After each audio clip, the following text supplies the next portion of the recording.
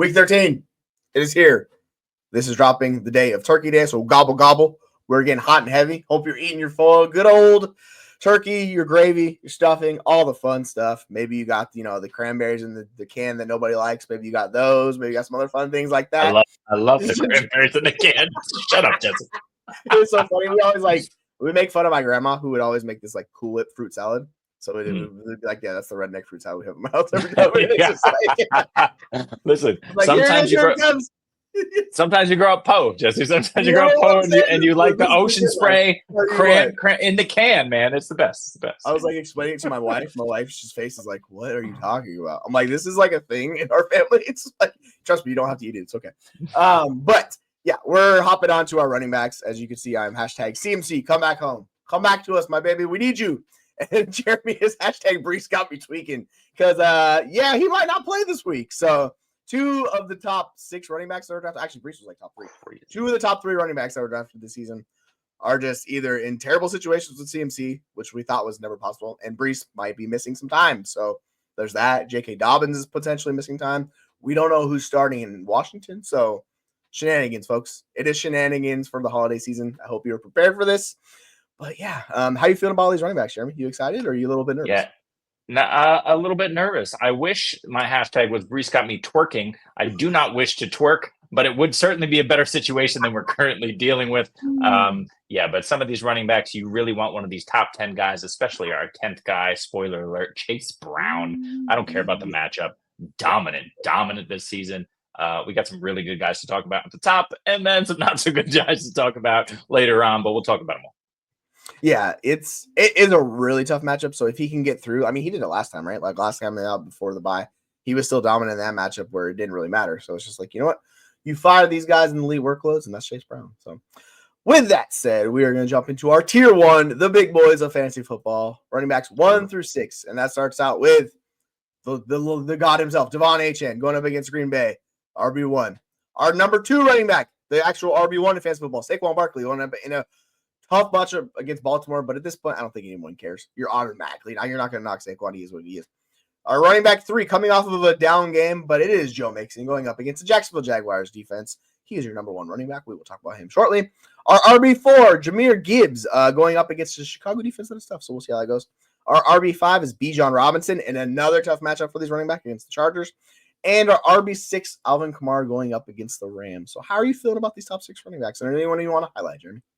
I'm feeling confused because my rankings are not your rankings. I don't know where you're getting these rankings from. I'm on the website. I don't know. The consensus week 13 has me all messed up. I think it's probably my fault because technology. What do we do? But I will say this: Joe Mixon is on my sheet the consensus RB1. He's my RB1 on the week, and he's at Jacksonville. So I really think he's just going to absolutely dominate. I do not care how decent Jacksonville has been in the past, in the relatively recent past. I don't think they have been, but I don't really care. Whatever. Jacksonville, Joe Mixon is going to run all over these guys. A really interesting stat that I found out is that the Houston Texans are one of the worst run blocking units in the league. I wish I had the exact name of this metric. I'm stalling as I look it up. Let's see. The metric is a run block composite put together by, I don't know. Anyway, I'll have to share that in that link to that Twitter doc. But this is basically what we're looking at in terms of blocking from pass blocking and run blocking. You can see the Texans all the way over here. Really terrible as a run blocker. You know who's better than or worse than the Texans at run blocking? The New England Patriots.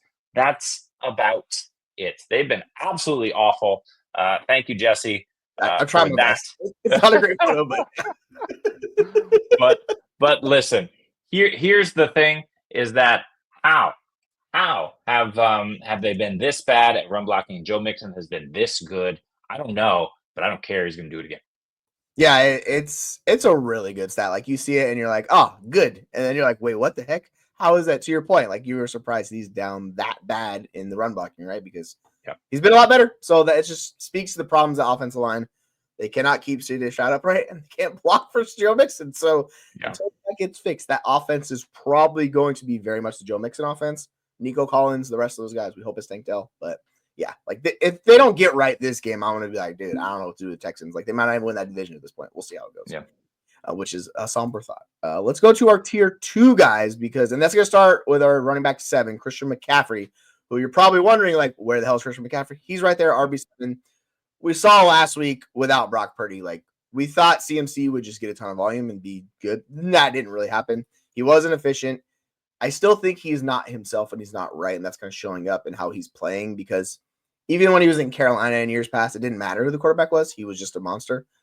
Until he gets right, that might be an issue. So that's why we knocked him down a little bit. Our RB8, as I stall here for a second, is Breece Hall in a matchup against the Seahawks. And the thing is, Breece Hall might not even play this week. So we'll talk about Braylon Allen here in a second, where we're going to play him if he plays. RB9, Derrick Henry going up against a stout Eagles defense. RB10, the guy you were hyping up, Chase Brown, who has been an absolute bell cow. Ever since Zach Moss went down, he has been that guy, and he's been one of the top 6 running backs fantasy. RB11 is Kyron Williams going up against the Saints, who can be very much be had on the ground. And our RB12, Josh Jacobs going up against Miami. So why don't you talk about a few of these guys for us? We'll start with Chase Brown. He's against Pittsburgh. But yeah, the consensus tenant makes sense. He's been absolutely balling out of late. Chase Brown is one of these guys where I'm not worried. When Mike Gesicki was balling out, we still had Zach Moss in the fold, but Chase Brown wasn't kind of fully integrated, but he also wasn't fully realized. Now Chase Brown has a complete offense around him. He's got T. Higgins back in the fold, and he's absolutely balling out. Chase Brown over the last, 3 games, 27 carries, just 13 carries against Baltimore because it's tough to run against them, and 22 carries, but 5, 11, and 7 targets in each of those games as well. Oh, that just equates to the RB5, 4, and 10 in half PPR scoring. He's been going off only 2 touchdowns in those 3 games as well. So the volume's there. The production is there. Over 4 yards a carry, over, it looks like 8 yards per reception. Absolutely dominating. Chase Brown, that should continue. 5, 9, and 5 receptions for roughly 45 yards a game. That's really what elevates his floor. And then, of course, he's giving you the top end ceiling as well. So let's stop there before I crap all over Breece Hall. And let's talk about Chase Brown. Yeah, he's been so good. And I put out a tweet like a couple weeks ago where he didn't really have the best stat line from a statistical game. It was against the Ravens because the Ravens are a tough matchup. Still put up 24 fantasy points in that game because he got the Austin Eckler treatment of the 11 targets in that game. Where if you're getting that usage, you don't even have to be efficient. Like you're just getting all of that work in the passing game.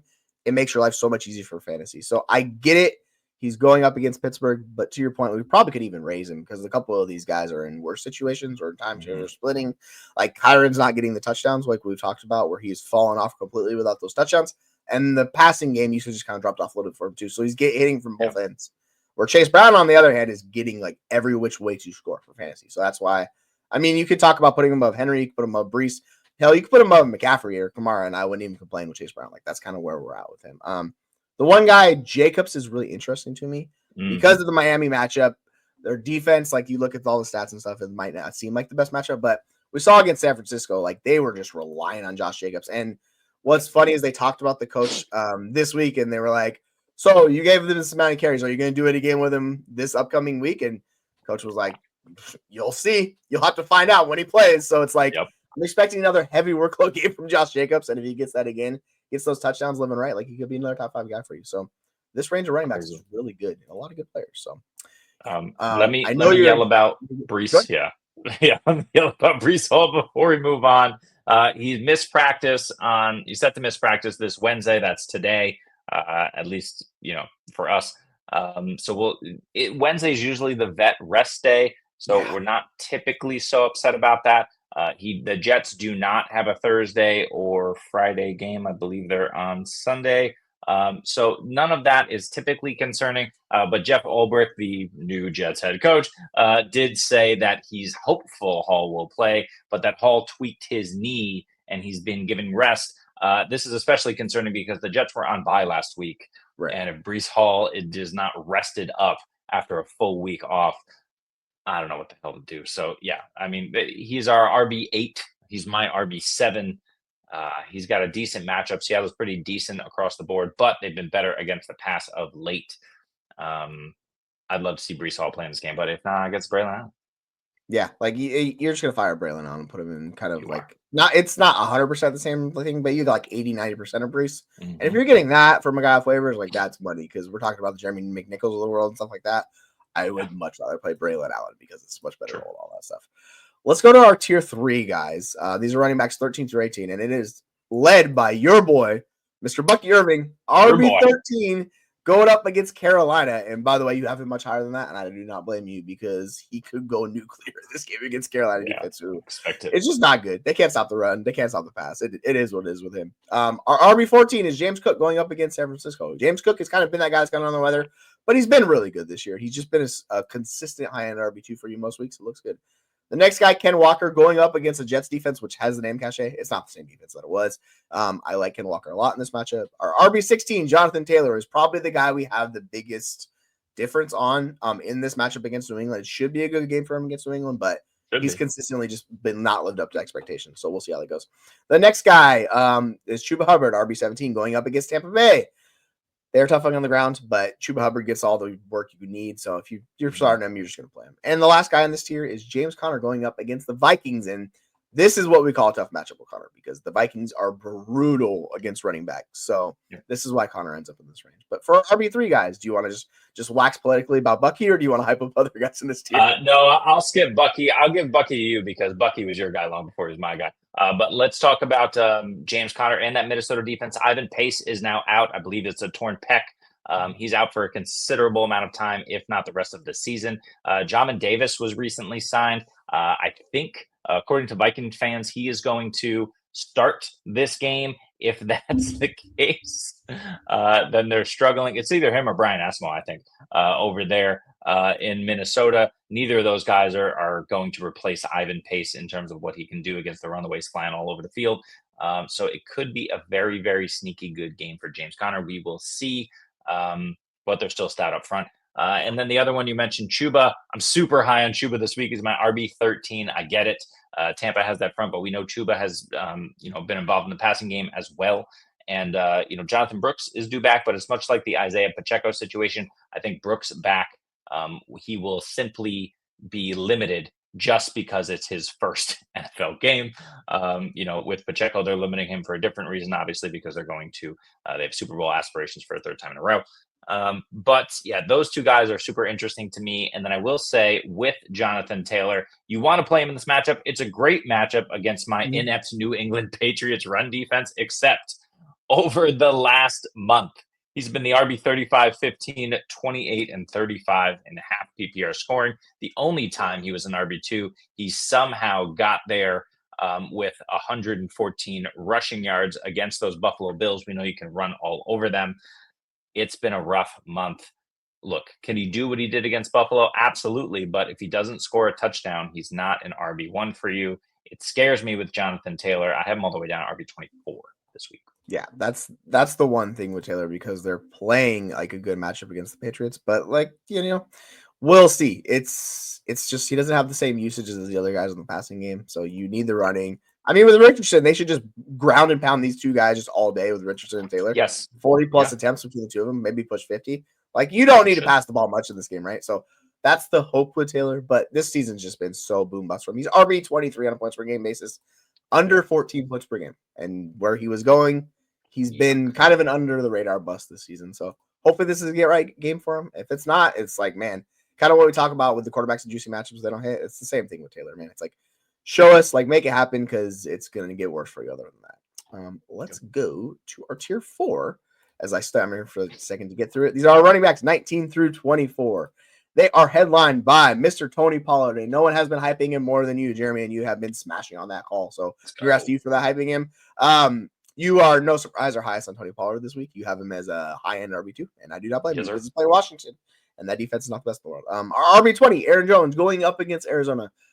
Arizona, like, they have some good metrics to support them, but I still think if you have Aaron Jones, you're just going to play him as long as he's healthy. That's the thing with him. That's the only thing really limiting him. Yep. Our RB21 is David Montgomery, who's dealing with an injury. The expectation is he's going to play, but he could be limited. And then in a matchup against Chicago, this is kind of a tough matchup on top of it, so that's why he falls down here.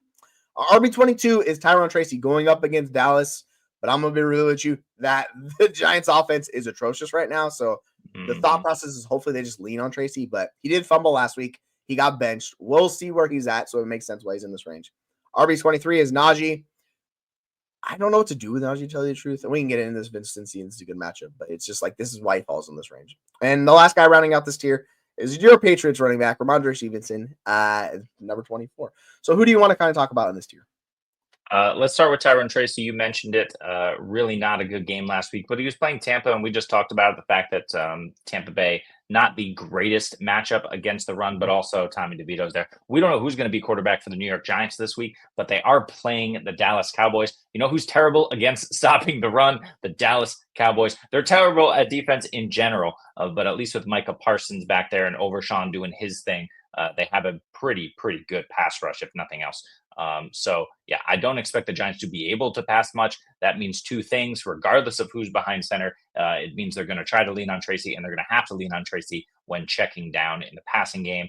He probably puts up similar stats to what he did last week, but he still got you 70 yards and 4 receptions on there.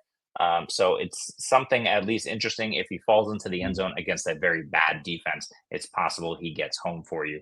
So I don't mind Tracy, but don't love him this week. And then the other one you mentioned is Ramondre for me. I'm lower on Ramondre this week, but I really just hope that he does something against this terrible Indy run D. Indy's not much better than the Cowboys in terms of the run D. Cowboys giving up the 4th most, Indy giving up the 6th most points to running backs for fantasy football. Can Ramondre get there? He should, but Antonio Gibson was way more involved than usual. Sure, they had a super negative game script against the Dolphins last week, so I get it. But you know what? That could happen again. So we'll have to see how useful Ramondre is to that offense, but they really should be running things through him, so I don't mind firing him up this week either.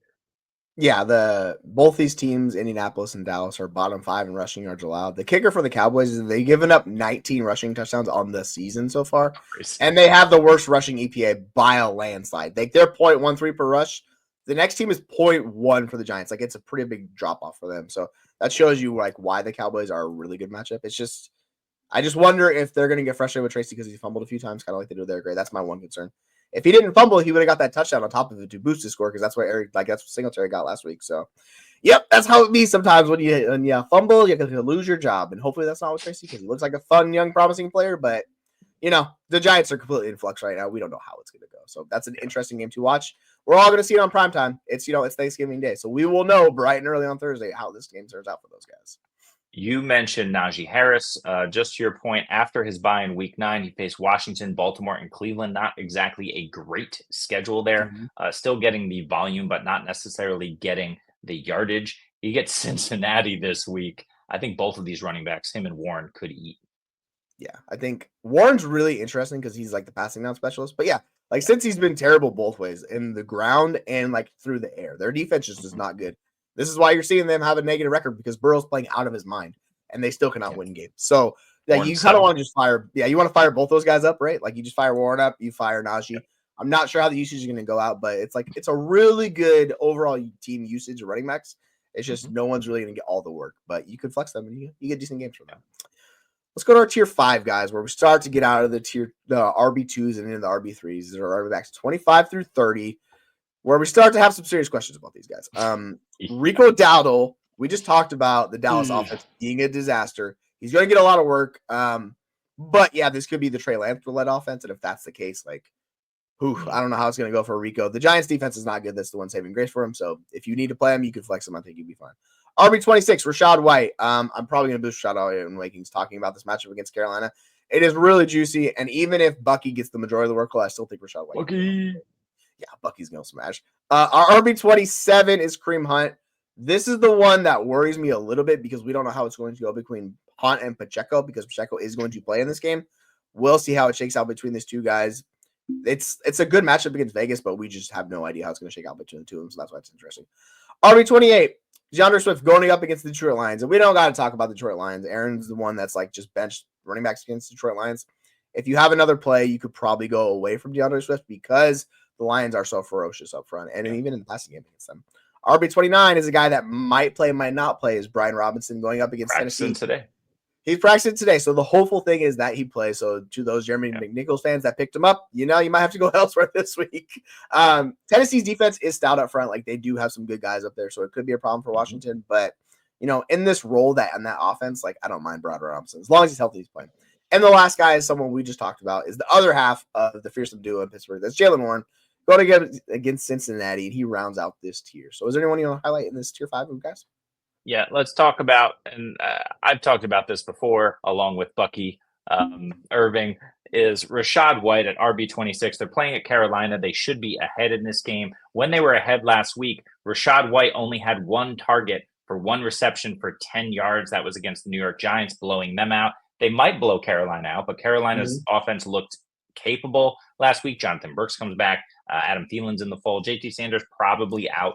But Carolina should be able to move the ball. The thing is that Rachaad White scored another inexplicable touchdown, 12 carries, 37 yards, and got in the end zone on the ground. So Rachaad White is just scoring you at least one touchdown a game over the last 6 weeks. This is stupid usage, but it's working. So you do not fade him. The person to fade, unfortunately, somehow is Cade Otton.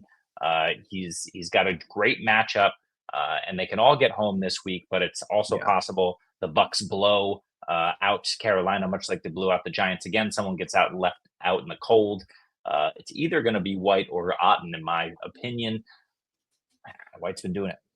Yeah, and to your point, like they have one of the higher projected totals of the week, 26.5 points against that Carolina defense.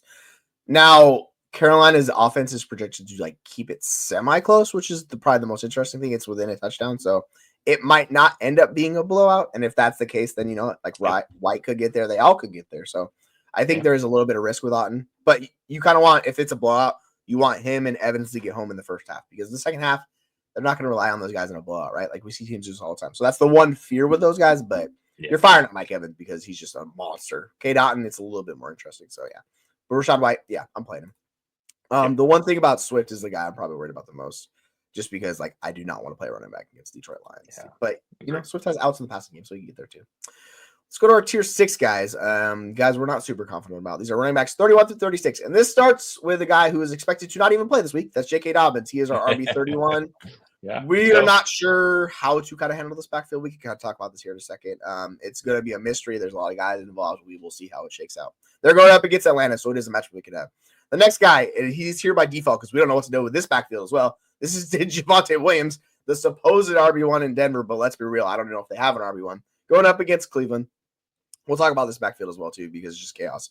Our RB33 is Travis Etienne, and they're going up against Houston. And he's kind of just, it's a decent matchup, but you don't know how it's going to work out with Bigsby. They could have a lead, and they could trust Bigsby, so that could go down. The next guy I just talked about him. That's our RB34, take Bigsby, which tells you we have no idea how to rank these two guys. We're kind of putting them in there. Hopefully one of them hits. Our RB35 is the other half of the Kansas City backfield. It's Pacheco. It just really comes down to how much work he gets, because if he's fully healthy and they trust him, he could have a monster game. But we just don't know how it's going to shake out, so that's why he's here. And our RB36, who probably needs to drop out of this ranking, is Jeremy McNichols. We put him here as kind of like a default starter. If not, we'll put somebody else in there. So is there anyone you want to kind of hype up here in this tier or kind of want to talk badly about? Yeah, there's a couple of guys. J.K. Dobbins, as of 5 hours ago, I just checked, has been ruled out this week by Ian Rappaport. So we will move him significantly down the rankings. In fact, I need to make a note to do that immediately before I forget. Travis Etienne and Bigsby, they're both full goes in practice. There were some health concerns there, but it's nice to see that coming off of the bye in a good matchup that both are healthy enough to practice. They should play. I do not know which one of these backs I prefer. I do not mind flexing either of them in this matchup against Houston. Especially if Trevor Lawrence is in, but even if Trevor Lawrence isn't in, Tank really not using the passing game. Who cares against Houston? Yeah, ETN not really using the running game. Who cares against Houston? Divisional matchup, that could be the issue, but I would love to see both of these guys get home as a flex play. And then Isaiah Pacheco, how much is Pacheco going to play? I don't know. I don't imagine a lot, but it is a very, very juicy matchup against Vegas. So he could, go 5 carries for 20 yards and a touchdown, and you're happy. Yeah, like that's kind of the thing. And with those backs, I think like Pacheco probably has the most upside if he does get the role he had before, because he is Kareem Hunt, but he's got juice, and that like makes that role just even better because it's one of the better roles in the NFL, right? How it's been used. For the Jaguars, if Mac Jones is the quarterback, which it sounds like he's not, I'm not gonna have really any interest in Bigsby. If it's Lawrence, he can make this a game because they're projected for less than 20 points. They're bottom tier. They're right there with the Jets, the 49ers, the Browns, all these teams that have issues or really good matchups against them. So we'll see. If it is Mac Jones, I don't mind firing up ETN because you're going to get some passing down work. But yeah, like you're not going to be happy with the overall offensive output in that tier of guys. So it really starts to fall off in this range. We'll get to RB42 and then maybe we'll go to the best rest because it really starts falling off in this range. Okay. These are tier 7 guys. This is RB37 through RB42. Starting off this tier, Nick Chubb, RB37, going up against Denver, and that's just a nightmare matchup. Yeah, you could play Chubb, but he's not been efficient at all. He's averaging barely 3 yards a carry on the season. He's super touchdown dependent, and against Denver, that is tough to come by. So you probably want to plan elsewhere with Chubb. RB38, Justice Hill had a monster run last week against Philadelphia. You're probably going to need something like that for him to pay off, but they could be trailing in this game. He could get some passing down work, so that's why he's there. The RB39 guy is probably really interesting because he's the expected starter, Amir Abdullah. He saw over 90% of snaps last week. It's just a nightmare matchup against Kansas City. But if we're talking about guys in this range, I'm probably going to play him over everyone else. And our RB40 is Roschon Johnson of the Chicago Bears going up against Detroit. It's not a great matchup. You need him to score a touchdown. He's probably not going to get there. The guy that gets hyped up a little bit more, Gus Edwards, RB41 against Atlanta, is likely the starting running back. We'll see how it works out. There is some upside with him. And the guy rounding out this tier is one of the high upside handcuffs in the NFL. It's Tyler Algier going up against the Chargers. So what are you kind of thinking of these guys in this range? Yeah, Abdullah is super interesting if he plays and the other guys don't. As of 9 minutes ago, Zamir White is out this week. Alexander Madison is questionable. So just something to consider there. If Madison plays, I'm probably KC. It's really difficult. I might play Abdullah even still. Yeah. It's nice to know that Zamir White is out, but Madison can be used in the passing game, not super effectively, but he can be. But if he's out, I definitely fire up Amir Abdullah and I probably move him up the ranks, even though it's a tough matchup.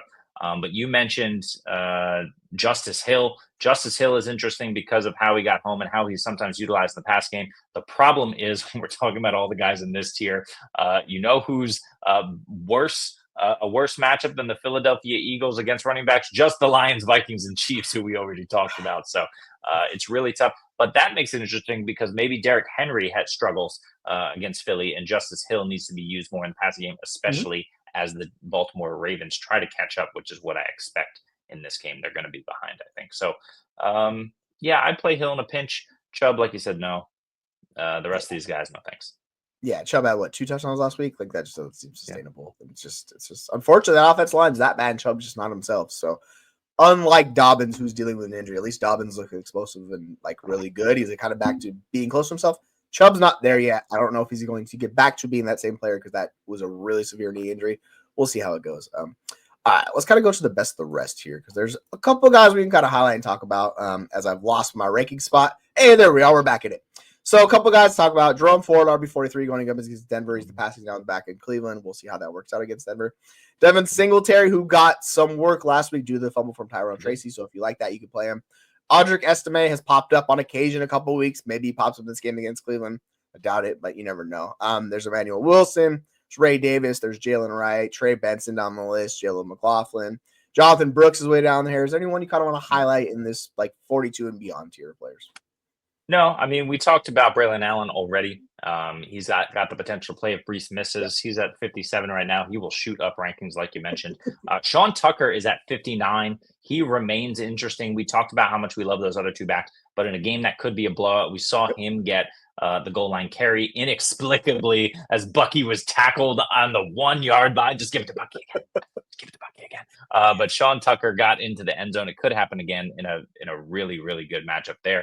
Tajay Spears, I really want to see what Tajay Spears does here. I'm checking out what it says. He remains in the protocol, the concussion protocol for now, but we'll have to see. I believe the Titans play Sunday, so he's got a little bit of time there. He's also interesting in the matchup against Washington, although I much prefer Pollard, as we know.